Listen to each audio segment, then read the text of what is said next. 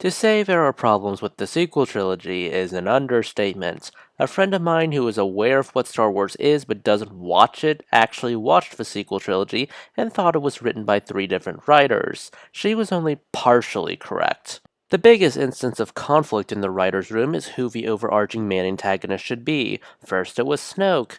Then he is deposed by Kylo, which makes sense. He did what Vader could not and usurped his master. Then it's Palpatine with the most egregious antagonist shift in the whole trilogy, possibly the whole franchise. The Darksiders betraying each other is nothing new. But Palpatine basically came out of nowhere and said, "Hey, I'm the main antagonist now."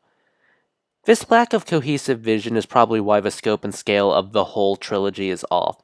The Resistance High Command is written as if they are the Rebel Alliance. But they're not the Rebel Alliance. The opening crawl of The Force Awakens says the Resistance fights on behalf of the New Republic as a proxy army since the New Republic refuses to engage the First Order publicly.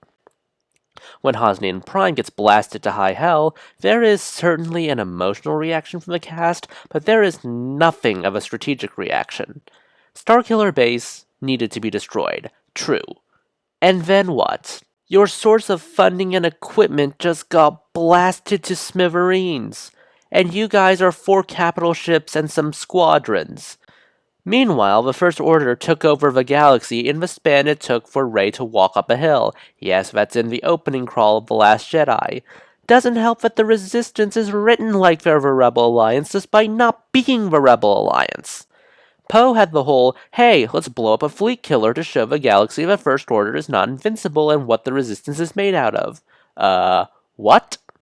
You guys don't have the naval capacity of the Rebel Alliance. You guys don't have the intelligence capacity of the Rebel Alliance. Your entire fleet can be killed without fleet killers. You are 4 capital ships, which are reduced to no capital ships by the end of The Last Jedi. And then you're back to 1 capital ship and some fighter squadrons by the beginning of Rise of Skywalker. Look, I get sci-fi is not exactly known for proper scaling. The Clone Army is a good example of this, but at the same time, it's really pushing the envelope when your forces are so comically small that they can be counted on screen. It's pretty clear that they're trying to emulate the original trilogy without making sense in the context of their own trilogy, or even in the universe as a whole. The odds are so comically lopsided here. This isn't an alliance of multiple galactic factions, this is a single rebel cell. Doesn't help that we don't know who the Resistance is and who the First Order is because their politics are inconsistently written.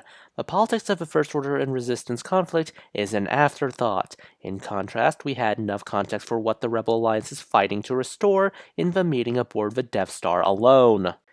I know people deride the trade dispute politics of the prequel trilogy, but here's the thing. Wars are political. War without politics is just 2 irrelevant factions shooting at each other in the void. The politics of the Rebel Alliance and the Empire don't need to be complex. In fact, they are quite simple. Rebels want to restore the Republic. The Empire gave us plenty of reason to not want them to be in charge. The politics of the Resistance is unclear. Do they want to be the Rebel Alliance, or are they just trying to save their own skins after the New Republic fell apart? Why are they trying to be the Rebel Alliance if they are just 1 capital ship and some fighter squadrons? What can they even do if they succeed? They're less than 100 guys sleeping in this 1 ship. The first time you tell a story, it's legendary. The second time you tell that same story, it's a parody. I'm just left wondering what is going to happen to the galaxy by the time Rey ignites her lightsaber at the end of Rise of Skywalker. There is nothing for us to go off on. The Rebel Alliance is clearly organized enough to have access to spy networks and fleets. What exactly does the Resistance have? Togetherness in the face of a greater threat? It's not like we don't have examples of coalitions falling to pieces after their enemy has been subdued or anything. I think this parody element also extends to the world design. They are clearly banking way too much on nostalgia for world designs. We seem to regress to the original trilogy era of designs. Here's the thing, the original trilogy was made in a time where we couldn't exactly make entire fantasy worlds on computers. Pasana, for example, is just another desert world in Star Wars. But funny enough, the concept art actually makes it to be a wetland world. Jakku is another desert world, except it's a ship graveyard. Takodana, it's basically England in the mountains.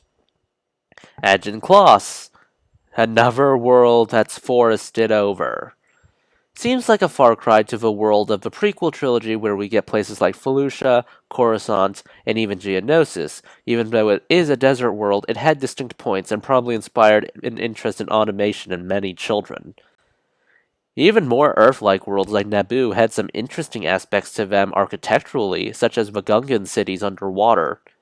Overall, the sequel trilogy does remind me about the issues that plague Disney live-action remakes. Disney desired a sanitized version of the original that is different but not too different to the point it's unrecognizable and unmarketable. However, Star Wars gave us a ton of canon precedent to go off of, so a sanitized vision isn't going to exactly work, and making it make sense in the context of the universe only makes it more painful to deal with. That's it for this video. Please consider liking, subscribing, and tipping the channel on Ko-fi. This is Cyril signing off.